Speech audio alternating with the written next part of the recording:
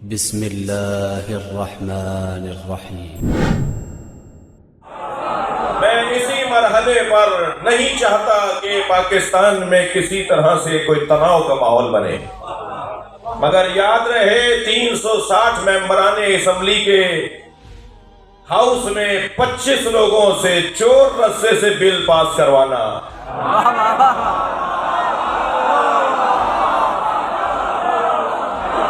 ہم حسینی چشم جان سے دیکھتے ہیں، ہمیں پتا ہے کہ یہ بل کہاں سے آیا ہے، اور یہ جہاں سے بل آیا ہے نا ہم اسی بل میں ڈال دیں گے۔ لبیک یا حسین،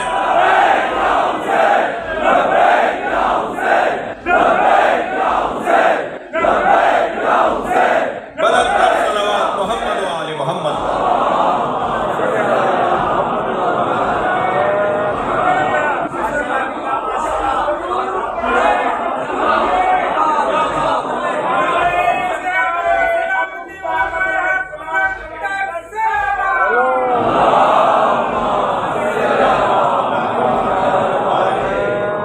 میں 2 دن پہلے اسلام آباد کنونشن سینٹر میں ہونے والے ایک اجلاس پر کوئی تبصرہ نہیں کروں گا،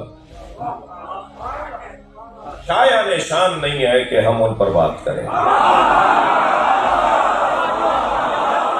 ہم سے دشمنی کرنے کے لیے قابلیت چاہیے جو ان میں نہیں ہے۔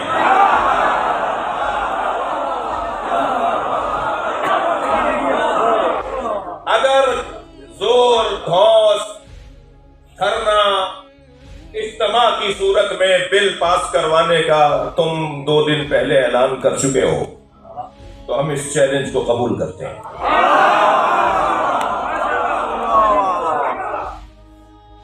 اور تم شوق سے اس ملک میں دھرنا دو اور اس بل کو پاس کرواؤ، تو پھر ہم نے 150 کتابوں کی فہرست مرتب کر لی ہے۔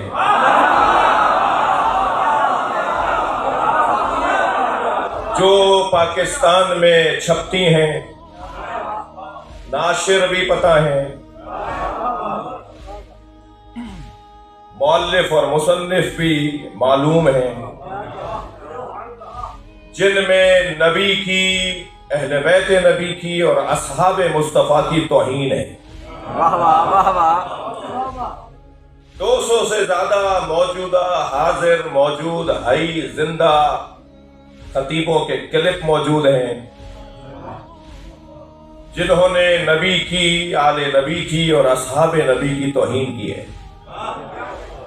پھر تم وہاں دھرنا دینا بل پاس کروانے کے لیے، اور ہم وہاں دھرنا دیں گے کہ ان کتابوں اور ان کلپوں پر FIR کاٹو تو بل پاس کرو۔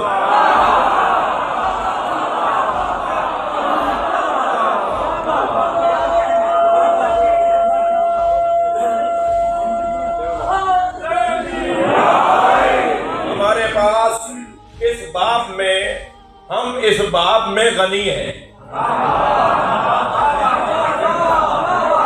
ہمارے پاس مواد بہت زیادہ ہے۔ تمہارے حق میں ہے کہ اس ڈبے کو بند رہنے دو، ورنہ جو سانپ نکلیں گے وہ پورے ماحول کو ڈستے چلے جائیں گے، زور دھوس کی بنیاد پر نہیں۔ ہم سے زیادہ ناموس مصطفیٰ کا دفاع اور ناموس آل مصطفیٰ کا دفاع اور ناموس صحابہ کا دفاع کوئی سوچ بھی نہیں سکتا۔ تم تو 2 جلسے کر کے چیک کلیئر کروانے کی بات کرتے ہو، ہم 1400 سال سے مجلس ہی ناموس مصطفیٰ پہ کر رہے ہیں۔ یہ مجالس، یہ محرم یا ایام ازاں ناموس مصطفیٰ کے دفاع میں۔ کیا ہوا تھا ناموس مصطفیٰ کے ساتھ؟ اسی کی وجہ سے تو یہ عزاداری ہے۔ لہذا یاد رہے کہ جب حقائق روشن ہو جاتے ہیں تو اقدامات بھی بدل جاتے ہیں۔ ہمیں پتہ ہے یہ بل کہاں سے آیا ہے۔ سمجھداری، پاکستان کا شیعہ ہوشیار ہے، سنی سمجھدار ہے۔ یہ بل کہیں اور سے امپورٹ ہوا ہے تاکہ پاکستان کے سیاسی حالات تبدیل کیے جائیں۔ پاکستان میں انتخابات کے مراحل کو تبدیل کیا جائے، پاکستان میں اقتدار کی منتقلی کو متاثر کیا جائے، پاکستان کو کسی بظاہر سپر پاور ملک کی کالونی بنایا جائے۔ یاد رہے کہ جب تک پاکستان میں سنی کا بچہ اور شیعہ کا جوان زندہ ہے، پاکستان کو ہم کسی کی کالونی نہیں بننے دیں گے۔